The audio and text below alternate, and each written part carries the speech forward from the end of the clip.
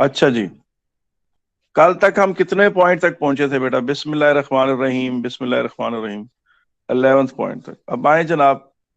अब आपको पता है कि जब कोई इम्पैक्ट होता है, जब कोई टक्कर होती है, तो मैंने अभी आपको बताया है कि जो कल जिस बात पर लेक्चर एंड हुआ था कि जब टक्कर होती है तो फोर्स जो लगता है किसी भी बॉडी पर, जब मैंने कहा था कि फर्ज करें कि कोई फुटबॉल ग्राउंड से टकराए, खाली फुटबॉल ही नहीं, कोई क्रिकेट बॉल, कोई टेनिस बॉल, या इवन कोई चीज, कोई ईंट भी अगर आकर दीवार उससे गिरे, ऐसे रिबाउंड करे जरा सी, या इवन आप बंदा ऊपर से छलांग लगा के फर्श पे या किसी सख्त जमीन पे उतरे, और या इवन दीवार पर कोई चीज टकरा कर वापस रिबाउंड हो, जनरली फोर्स टाइम ग्राफ ऐसा होता है हमेशा।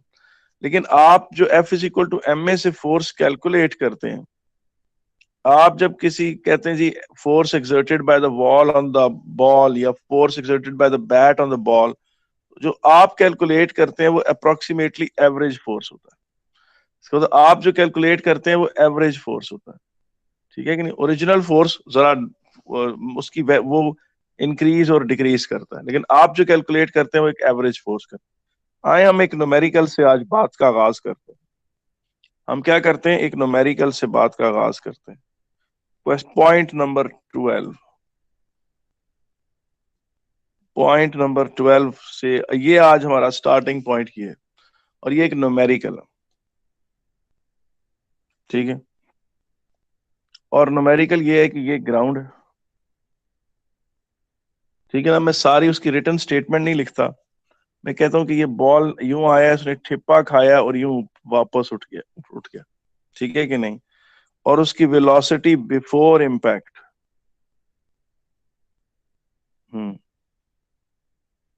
वेलोसिटी बिफोर इम्पैक्ट जो है वो है से 10 मीटर पर सेकेंड, ठीक है? और ये वो वेलोसिटी जिससे उसने यूं टक्कर मारी, इसको मैं यू से रिप्रेजेंट कर देता हूं। और फिर उसने रीबाउंड किया with some velocity, velocity after impact,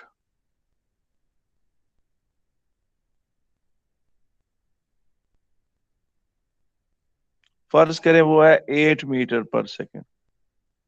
velocity after impact जो है वो 8 मीटर पर सेकेंड, ठीक है? और मास ऑफ बॉल जो है वो है जनाब 400 ग्राम। मास ऑफ बॉल 400 ग्राम के बजाय चले थोड़ा कम कर देते हैं, 200 ग्राम कर लेते हैं। और आपको कहते हैं जी द कांटेक्ट टाइम, आपके ख्याल में बॉल का ग्राउंड के साथ कांटेक्ट टाइम कितनी देर का होगा? कोई अंदाजा लगा 0.2 सकता है? सेकेंड, बहुत कम होता है। आप मिली सही कह सेकेंड रहे हैं होता है। अपने। हाँ, मिली सेकेंड्स में, चलो उसको सेकेंड्स में ही रहने देते हैं।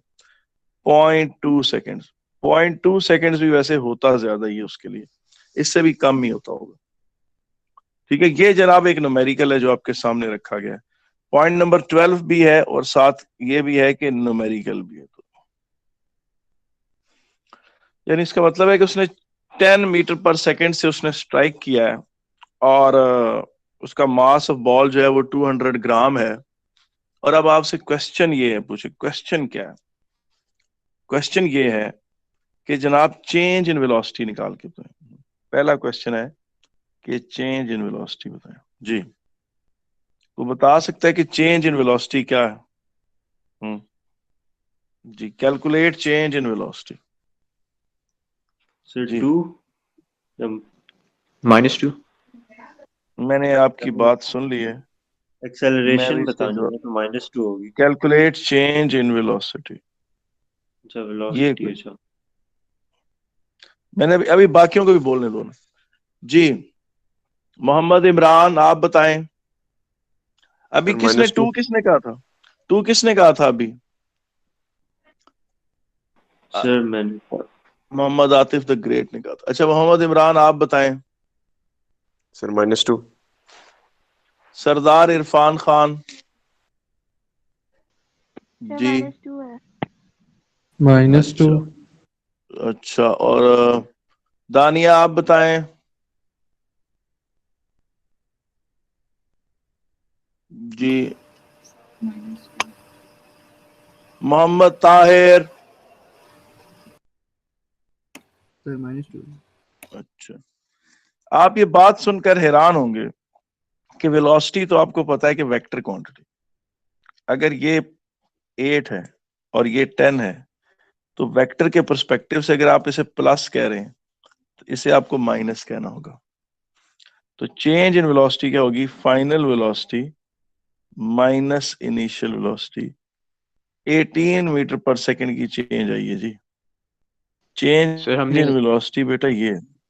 सर अगर हम अपवर्ड्स को नेगेटिव लें रे- तो हाँ, अच्छा, अगर अपवर्ड को नेगेटिव लें तो जो सूरत हाल होगी वो ये होगी जी। अगर आप अपवर्ड को नेगेटिव लेंगे तो जब उसने स्ट्राइक करके यूं उठा है, ये देखें, यहां पर उसकी स्पीड नीचे आ रही है 10 और ऊपर जा रहा है 8, तो जनाब उसका जो चेंज इन वेलोसिटी होगा, इसको आप नेगेटिव कह रहे हैं, -8 -10 -18 मीटर पर second.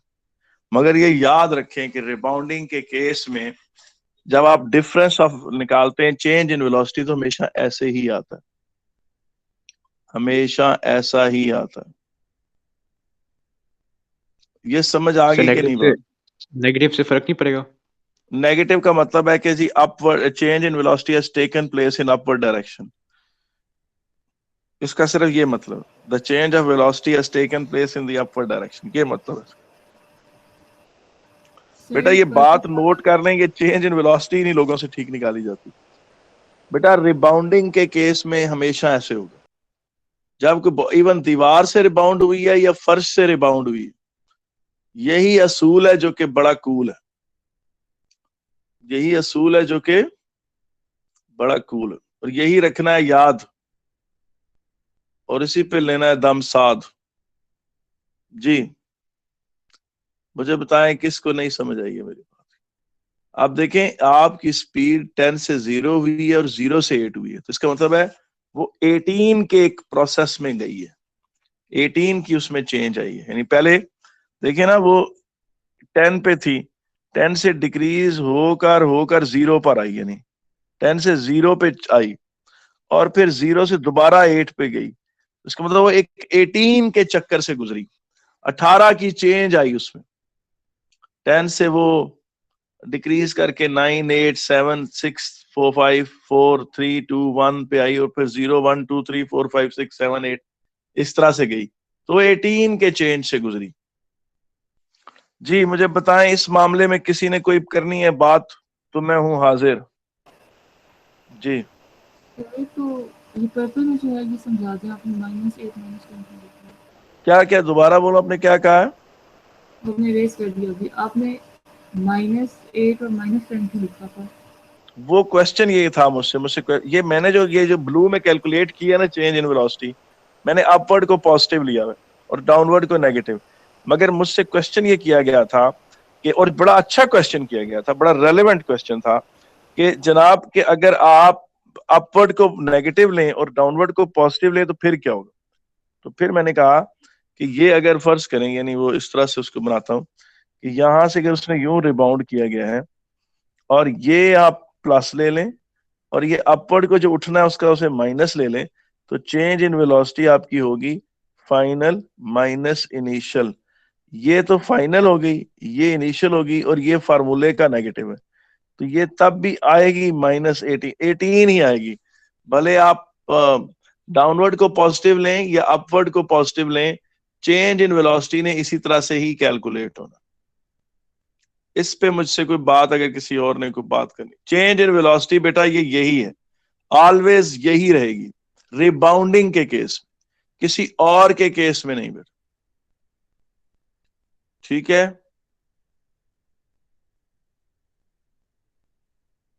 Ji.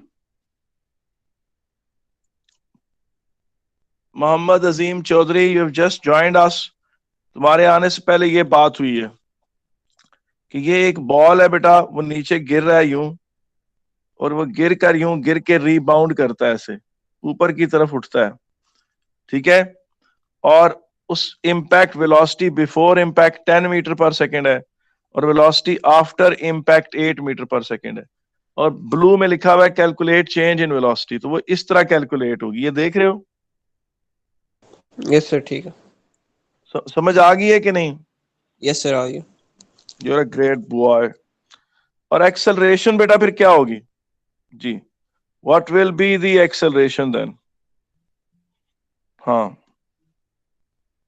Ji, acceleration change in velocity over time. बाज लोग इसे इस तरह भी लिखते हैं, बाज लोग इसी चीज को यूं भी लिखते हैं, कोई इसमें बुराई नहीं, दोनों नोटेशंस इक्वली ठीक है।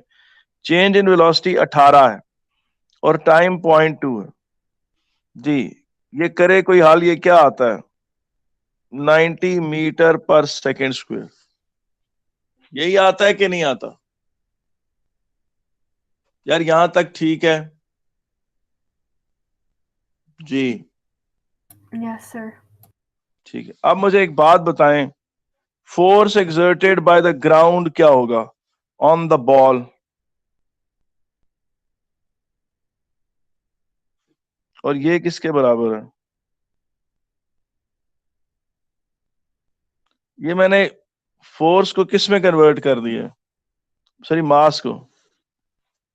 मास था 200 ग्राम, केजी सर। उसको 100 से डिवाइड, 1000 से डिवाइड किया, वो केजी में कन्वर्ट हो गया, और मल्टीप्लाई करना है उसको 90 से। तो ये क्या आया है जवाब? जी, जो बताएगा वो इंशाल्लाह जन्नत में जाएगा। बताएं जी। 18 न्यूटन। तो ये जनाब आपने समझा कि ये रिबाउंडिंग को इस तरह से डील करते हैं जी। रिबाउंडिंग को बेटा इस तरह से डील करते हो।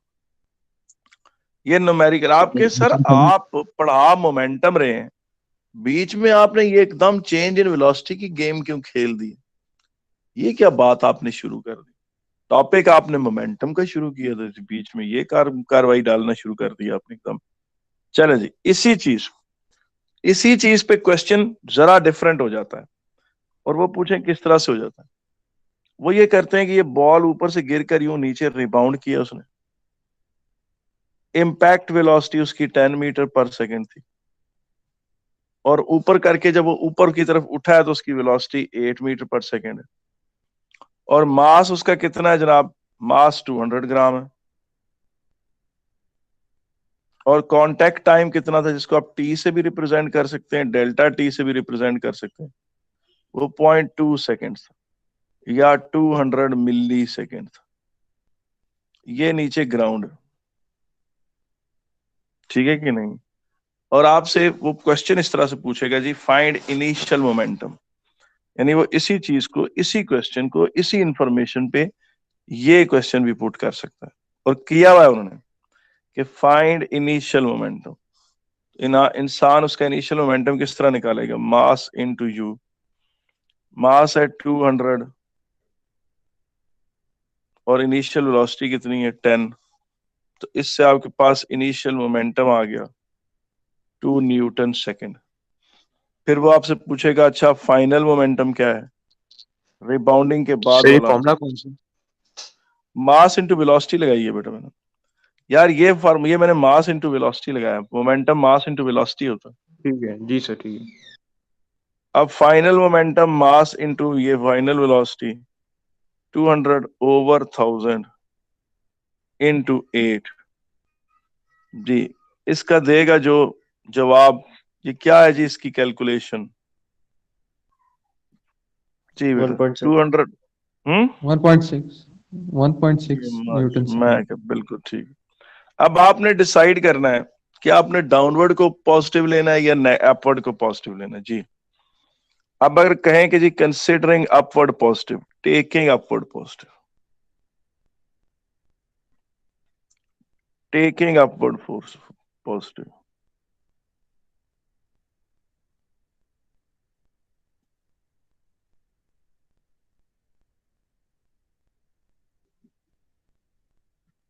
टेकिंग अपवर्ड पॉजिटिव, अपवर्ड को पॉजिटिव लेंगे तो वो कहता है जी calculate change in momentum. Change in momentum जी। तो चेंज इन मोमेंटम है फाइनल मोमेंटम, जो कि क्या है 1.6, जो कि प्लस है क्योंकि वो अपवर्ड डायरेक्शन में। ये माइनस चेंज का है, ये वाला माइनस किसका है? चेंज का। ज़ाहिर आप चेंज निकालते हैं तो फाइनल माइनस इनिशियल करते हैं। और ये -2, ये माइनस डायरेक्शन का, डाउनवर्ड डायरेक्शन का।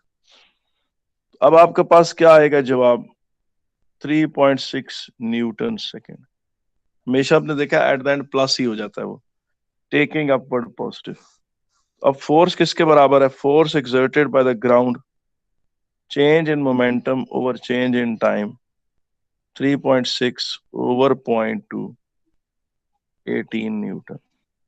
और प्लस साइन बताता है कि चूंकि आपने अपवर्ड को पॉजिटिव लिया हुआ है, this force on the ball acts in upward direction.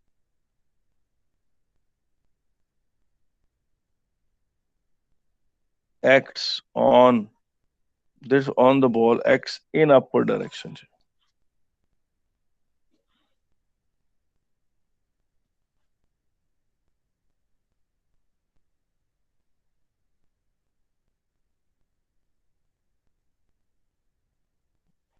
This force on ball acts in upward direction. जी मुझे बताओ, इसमें कोई मसला तो नहीं है? जी पूरा दिखा दें। यहाँ से शुरू है वो क्वेश्चन, वही है जो सर ये जैसे आपने लिखा सर लास्ट वाला एक्सप्लेन कर दें। हाँ सर ये लास्ट वाला एक्सप्लेन कर दें। कौन से वाला? ये चीज sir delta P over delta T. अच्छा, हमने अभी थोड़ी देर पहले आपको पता है, कल हमने एक बात पढ़ी थी कि फोर्स जो है, ये देखें यहाँ आप आ जाए पॉइंट नंबर, इस पे आ जाए पॉइंट नंबर 8 पर आ जाए। क्या है? Force and momentum according to Newton's law of motion, F is equal to ma। तो ए की जगह आपने क्या पुट करना है? v minus you over T, और इसके बाद इसको इससे मल्टीप्लाई करें, फिर इससे मल्टीप्लाई करें, तो ये चीज ऐसे आई। ये फाइनल मोमेंटम, ये इनिशियल मोमेंटम। इसी चीज को आपने ऐसे लिखा, force is equal to final momentum minus initial momentum over time. Final momentum over initial change in momentum कर सकते हैं, जी स्क्रॉल अप कर सकते हैं थोड़ा सा। जी ये लो। अब थोड़ा सा नीचे करना, थोड़ा सा नीचे,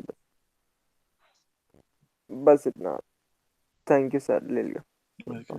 यार आज मेरा वो शहजादा नहीं है जो क्या कहते हैं, एक बड़ा मेरा जुहैर किधर है? जुहैब किधर है? Zuhaib the great sir. हाँ जुहैब, वेयर इज दैट? हाँ, force sir. change in force and change in momentum over time, force equal to rate of change of momentum, force equal to change in momentum over change in time, dp over dt। ये चीज मुझे बताएं, इसमें कोई मसला तो नहीं है? जी जी कोई इशू तो नहीं है? No sir. अब देखें फोर्स जो है वो P2 minus P1 over T2 minus, यानी कि सारे तरीके हैं। तो ये जो change in momentum over time है, यही हमने यहाँ लगाया है। यही चीज जो है वो हमने यहाँ निकाल लगाई है। ये देखें, ये आपके पास यहाँ से स्टार्ट हो रहा है। Initial momentum in the downward direction निकाला है, वो 2 न्यूटन सेकेंड है। फिर ये जो ऊपर पर्पल में निकाला है, ये इनिशियल मोमेंटम, ठीक है ना? ये देखें, ठीक है, ये इनिशियल मोमेंटम, ये इनिशियल मोमेंटम है, ठीक है कि नहीं? ये इनिशियल मोमेंटम है, ठीक है। और ये ब्लू में जो है, ये फाइनल मोमेंटम है। ये ब्लू में क्या है? ये फाइनल मोमेंटम है, जिस पर ये एरो घूम रहा है, रेड एरो जो राइट साइड पर है। ये फिर आपने अगर अपवर्ड को डायरेक्शन को पॉजिटिव डिक्लेयर करना है तो 1.6 तो पॉजिटिव होगा, लेकिन ये वाला 2 नेगेटिव होगा कैलकुलेशंस में। ये वाला 2 है जिसपे ये एरो घूम रहा है। अब taking upward direction as positive, delta p का मतलब होता है चेंज इन मोमेंटम। ये है जी फाइनल मोमेंटम। ये चीज क्या है? फाइनल मोमेंटम, क्योंकि ये प्लस है। ये माइनस किसका है? चेंज का। जाहिर आप जब चेंज निकालते हैं, वो हमेशा फाइनल माइनस करते हैं। ये वाला नेगेटिव है चेंज का, और उसके बाद ये वाला मोमेंट, ये है जी इनिशियल मोमेंटम। और इसमें जो ये नेगेटिव है, ये डायरेक्शन की वजह से, क्योंकि इनिशियल मोमेंटम डाउनवर्ड डायरेक्शन की वजह से। और माइनस प्लस हो जाएगा, और 1.6 इस 2 में ऐड होकर 3.6 बना देगा। ये है जी चेंज इन मोमेंटम, एंड इसके साथ प्लस साइन है। इसका मतलब ये change in momentum upward direction में हुई है। ये change in momentum upward direction में हुई है, क्योंकि ये पॉजिटिव है। अब आपको पता है, आपने अभी देखा है कि फोर्स जो है वो चेंज इन मोमेंटम उसके बराबर होता है। Force rate of change of momentum है, change in momentum over change in time. Force आपने इसको न्यूटन सेकंड लॉ से प्रूव किया था। चेंज इन मोमेंटम 3.6 है और टाइम की वैल्यू 0.2 सेकेंड्स है, ये 200 मिली सेकेंड्स है। तो ये फोर्स आ गया 18, और 18 के साथ प्लस का साइन बताता है कि this force on ball acts in the upward direction. जी, किसको नहीं समझ आई अभी तक? वैसे सही, मोमेंटम जो चेंज हो रहा है बेसिकली वेलोसिटी चेंज हो रही है, जो मैथ तो आला कांस्टेंट बात ही कर रहता है ना। आप आला बात कर दी आपने, बिल्कुल आपने सही नुक्ता उठाया। इसी क्वेश्चन को देखें, taking downward as taking downward positive, फिर क्या होगा? आप कहेंगे सर ये आप किसी को पॉजिटिव कह रहे हैं, किसी को अपवर्ड कह रहे हैं। ये सारी बातें बहुत जरूरी हैं। आप यकीन करें कि मेरा जानबूझ के कभी दिल नहीं करता कि मैं आपको ऐसे खामखा परेशान करूं या कंफ्यूज करूं। अच्छा, आप ये चीज देखें, ये यूं ऐसे आया और रिबाउंड करके यूं वापस हो गया, ठीक है कि नहीं?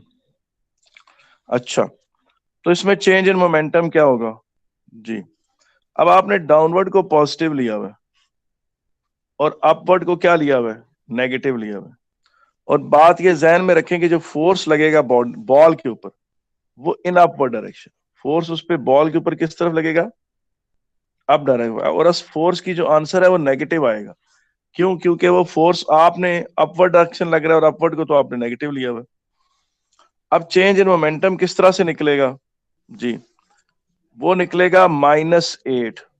ये आपका फाइनल, और ये नेगेटिव डायरेक्शन की वजह से ये आपका, सॉरी क्या था फाइनल मोमेंटम की वैल्यू क्या थी जी? 1.6 थी। minus 1.6. और ये वाला माइनस था चेंज। ज़ाहिर आप चेंज निकाल रहे हैं तो फाइनल माइनस इनिशियल करना है, -3.6। और इसका मतलब, और दिस ये बताता है this negative sign tells that this change has taken place in the upward direction.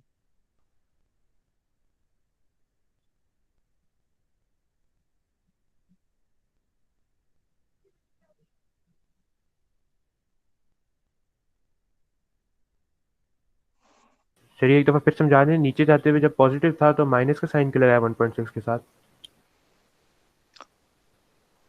1.6 तो अपवर्ड है यार, ये देखो ना रिबाउंड, ये देखो ये अपवर्ड, सर और नीचे ये 2 डाउनवर्ड जो है।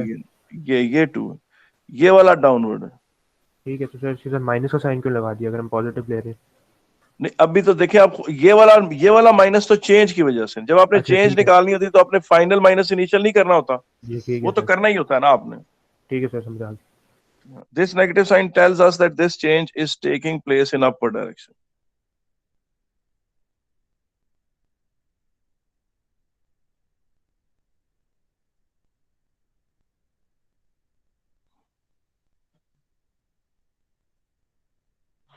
ठीक है आपकी आवाज नहीं आ रही। जी, अभी मैं बोल नहीं रहा था, I was not speaking. मैंने ये लिखने में बिजी था। Is taking place in upward direction. मैं वो देख रहा था कि स्क्रीन पर आ रहा है या नहीं आ रहा। ठीक है, अब यहां से जो फोर्स आप कैलकुलेट करेंगे वो क्या होगा? Delta P over delta T। वो आपके पास क्या आया? -3.6 ओवर पॉइंट, और ये क्या आया? -18 Newton. I hope you understand. और ये आपने पूछे फोर्स कैलकुलेट कैसे किए। मैंने हालांकि कल आपको बात बताई थी कि जब बॉल आके गिरेगा ग्राउंड पे, जो बॉल आके ग्राउंड पे गिरेगा और वहां से रिबाउंड करेगा, तो उस पर जो एक्चुअल फोर्स एक्ट करेगा, 0.2 सेकेंड्स का उसका कांटेक्ट टाइम है। एक्चुअल जो फोर्स उस पर एक्ट कर रहा था वो ये वाला एक्ट कर, ये इस तरह फोर्स एक्ट किया, स्प्रिंगी बिहेवियर की। और आपने जो 18 न्यूटन कैलकुलेट किया वो क्या है? आपने ये 18 न्यूटन कैलकुलेट किया, एवरेज कांस्टेंट फोर्स।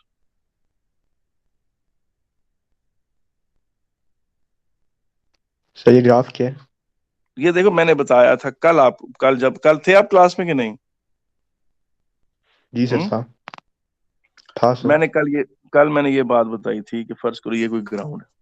मैंने कहा था ये ऊपर से कोई स्प्रिंग आया है, ये आके नीचे टकरा गया यहाँ, तो फिर ये जी टकराने सर। के बाद मैंने कहा ऐसे होता है, याद है?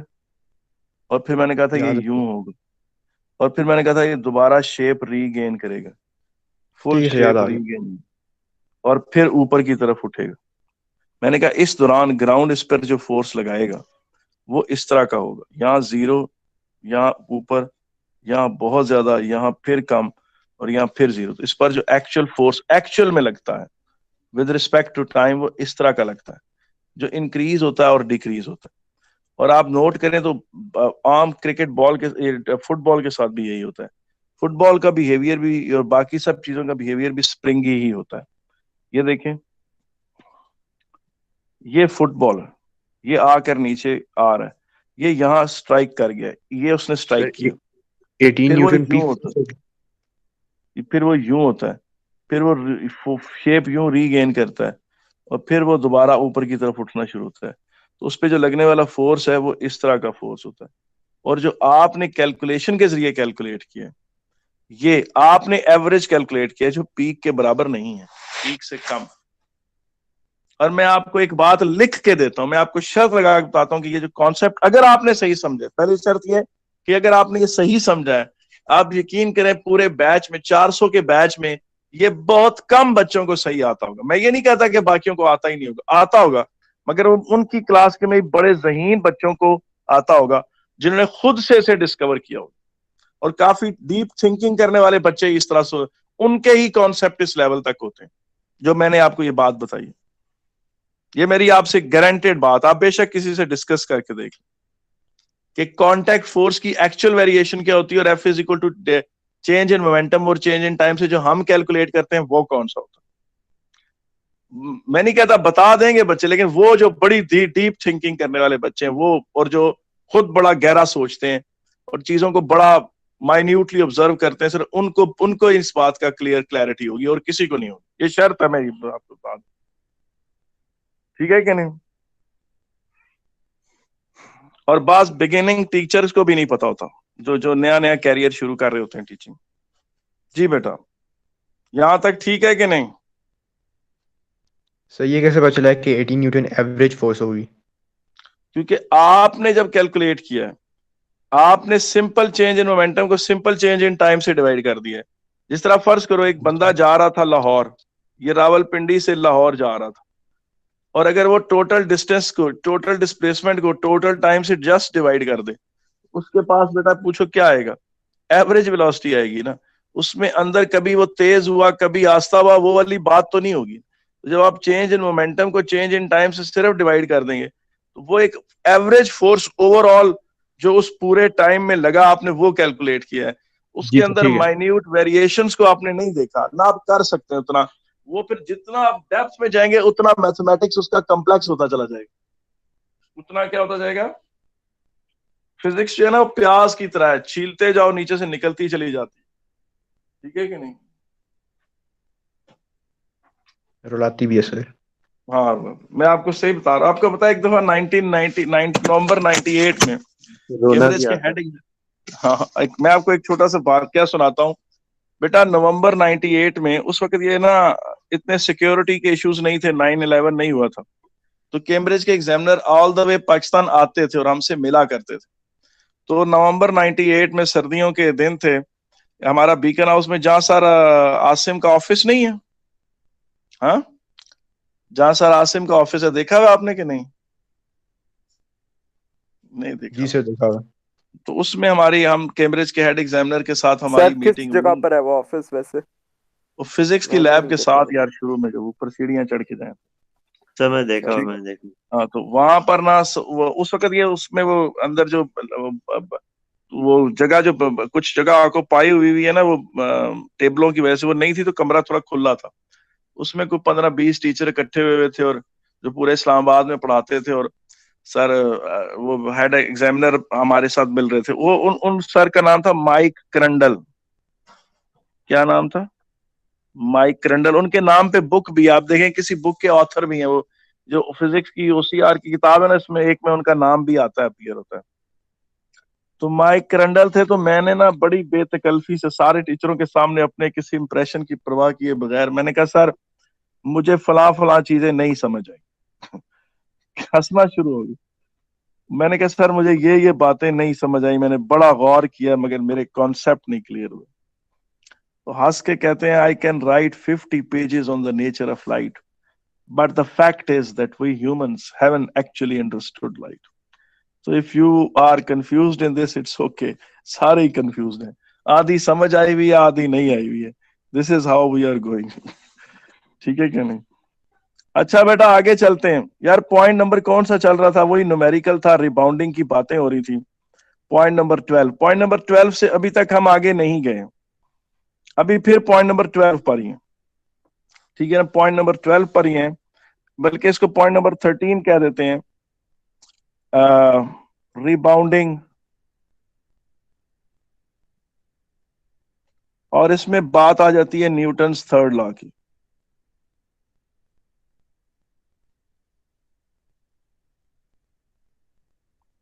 रिबाउंडिंग और न्यूटन्स थर्ड लॉ।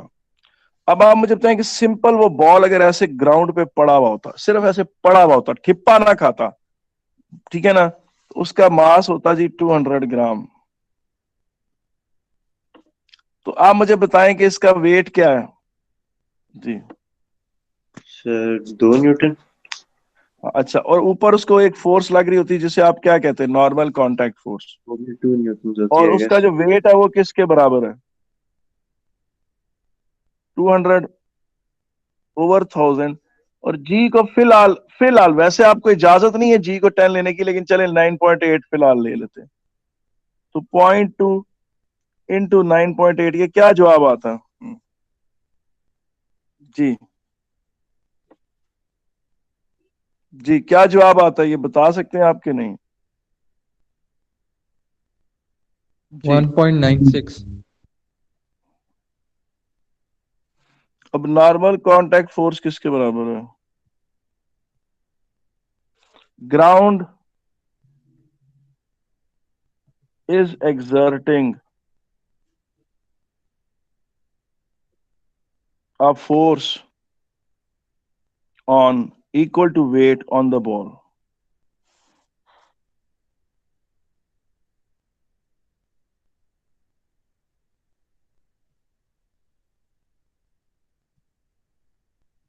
कोई मसला तो नहीं है यार यहाँ तक? ये उसकी कहानी है which is at rest, जो रेस्टिंग है, ball sir, resting on the ground.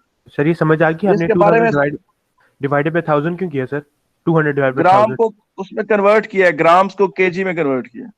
अच्छा सर ठीक है। यार ये कौन सा बॉल? ये ball resting on the ground है। ये ball resting on the ground की कहानी, ये बॉल किसकी कहानी है? रेस्टिंग ऑन द ग्राउंड की कहानी। अब अगली बात सुने, और अगली बात बहुत गौर से सुनने वाली। ये जो भी आपने न्यूमेरिकल किया है, इसमें क्या था? इसमें उसने ठिप्पा खाया यूं। जब उसने ठिप्पा खाया तो उसको, उसकी स्पीड वही 10 थी, रिबाउंड उसने 8 से किया है, तो उसको ग्राउंड ने उसके ऊपर कितना फोर्स लगाया? ग्राउंड ने उसके ऊपर जो फोर्स लगाया है अपवर्ड डायरेक्शन में, वो आपने भी कैलकुलेट किया है, वो 18 न्यूटन। और पहले क्या हिसाब किताब था यार? 1.6 न्यूटन की तो बात ही, लेकिन जब रुका हुआ था, जब उसने रुका हुआ था तो उसका वेट था 1.96 न्यूटन, और ग्राउंड भी उसके ऊपर फोर्स लगा रहा था 1.6 न्यूटन। ये था बॉल।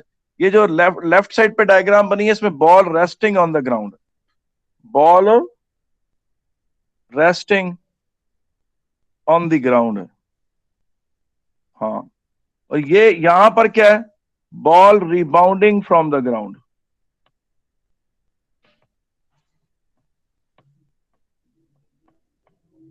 अच्छा मुझे एक बात बताएं कि जब ग्राउंड ने उसके ऊपर 18 न्यूटन लगाए हैं, उसने फिर ग्राउंड पे कितना फोर्स लगाया होगा? बेटा उसने Same, ग्राउंड पे उसने भी इस पे लगाया होगा, कितना? 18 न्यूटन। अब क्या बॉल ने अपने वेट के बराबर फोर्स लगाया? नो सर, ज्यादा लगाया है, बराबर लगाया है, ठीक है कि नहीं? ठीक है, तो इसका मतलब क्या है? इससे ये बात पता चली बेटा, अक्सर वो क्वेश्चन ये आता होता है, मल्टीपल चॉइस क्वेश्चन आता है, पॉइंट नंबर 13 में ही कि a ball rebounds from the ground. Which of the following statement is correct?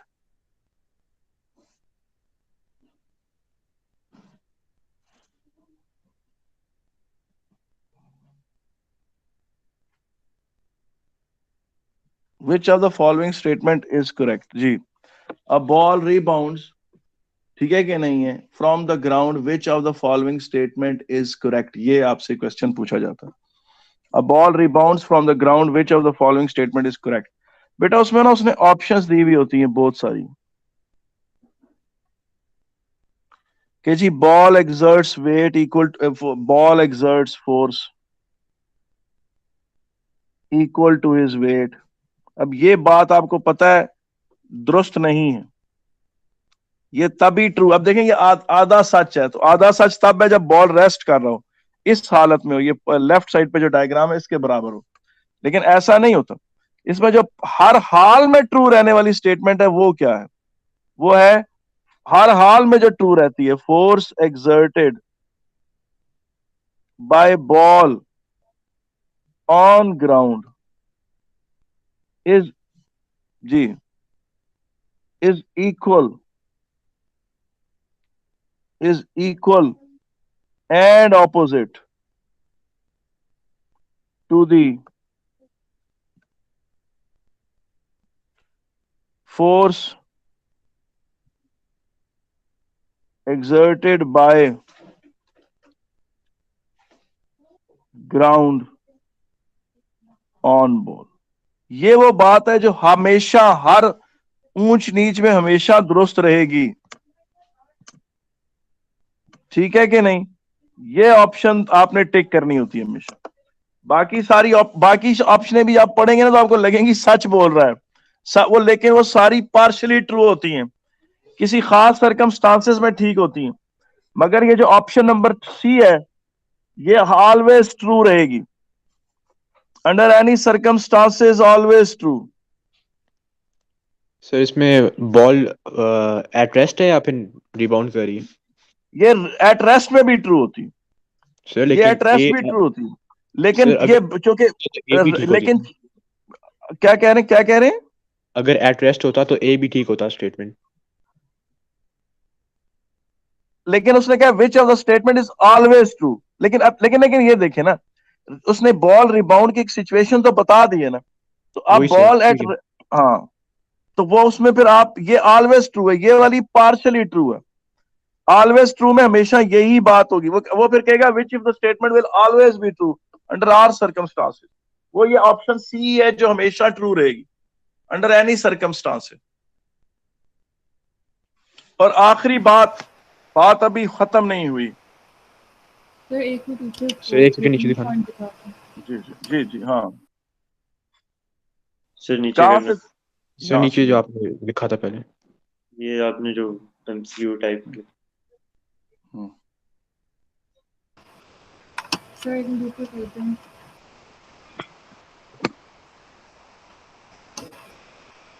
Sir 13 वाला पॉइंट.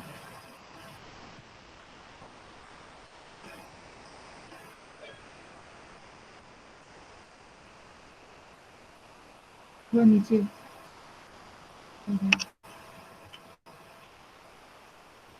सर ये थैंक यू. अच्छा बेटा, इसका पॉइंट नंबर 14 बड़ा मुबारक पॉइंट है, बड़ा टॉप का पॉइंट है इसका. सर थोड़ा ऊपर करना है, आप बार बार ऊपर नीचे कर रहे थे, पॉइंट नहीं लिखा गया. अच्छा ये लो.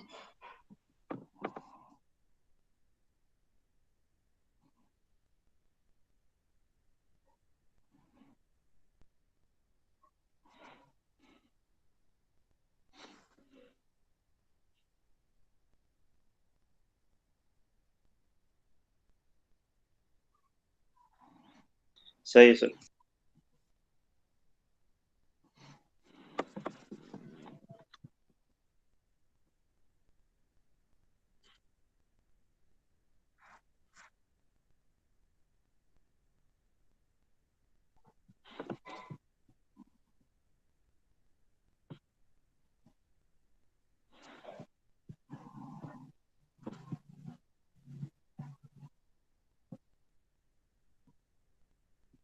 जी, ये कैसे करेंगे बेटा? Sketch time velocity graph of a ball rebounding from the ground. जी, ऊपर से गिरा यूं, ये देखें यूं वो चीज नीचे आई, यहां से ठिप्पा खाकर यूं ऊपर तक गई, और ये उसकी जो नीचे आ रही है। अब जब वाइल कमिंग डाउन है ना बेटा, वाइल कमिंग डाउन ये है। सर हमने वो डायरेक्शनल वगैरह करने के अपवर्ड्स पॉजिटिव नेगेटिव। जी जी बिल्कुल, ये दोनों तरह के ग्राफ आए। अभी आप जो पहले कह देंगे वो बता दें, डाउनवर्ड फिलहाल पॉजिटिव ले लेते हैं। तो ये ग्राफ, ये वेलोसिटी टाइम इंक्रीज कर था, और ये उसने ये जनाब उसका इंपैक्ट पे हाल है, उसकी वेलोसिटी सडनली चेंज होती है। अभी आपने पढ़ा था 10, ये, और रिबाउंड होकर किधर तक पहुंच गई है? -8 तक। अब जब उसने 10 से स्ट्राइक किया और रिबाउंड 8 से किया, तो ऊपर जाते वेलोसिटी डिक्रीज होगी या क्या होगी? -8 से -6, -4, -2 और फिर 0 हो जाएगी। तो उसका मतलब फिर 0 की तरफ आएगी। और ये जो उसका छोटा सा पॉइंट है, ये कांटेक्ट टाइम,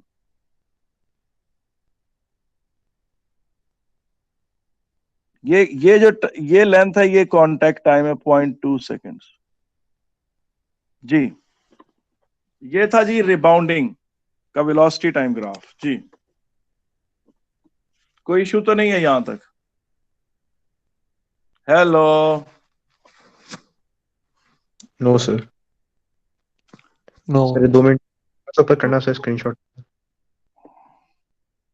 यार ये रिकॉर्ड हो रहा है सारा लेक्चर बेटा। ये अभी तक मोमेंटम के, जो कल मोमेंटम शुरू है और आज, ये दोनों रिकॉर्ड हुए हैं। अब थ्रस्ट के भी दोनों रिकॉर्ड हुए हैं, ठीक है कि नहीं?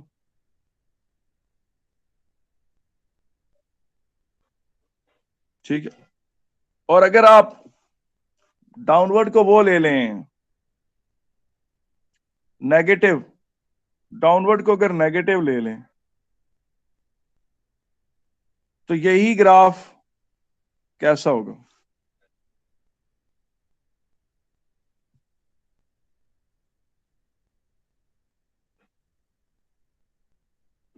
उसकी वेलोसिटी इंक्रीज करते हुए -10 तक जाएगी।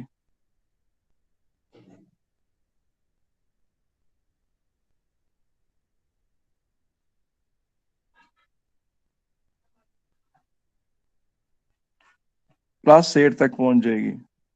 और ये जो छोटा सा इंटरवल है, ये 0.2 सेकेंड्स का इंटरवल, और फिर जाहिर है वो रिबाउंड करके उठेगा तो फिर डिक्रीज करना शुरू हो जाएगा। ये थी जी कहानी आज सारी जो मैंने थी आपको सुनानी, ये सारी की सारी रिबाउंडिंग के ऊपर। मुझे बताएं इसमें कोई मसला तो नहीं है? सर ये ऊपर वाला आपने जो ग्राफ बनाया है वो 0.2 सेकंड्स के बाद आगे क्यों गया उससे ग्राफ?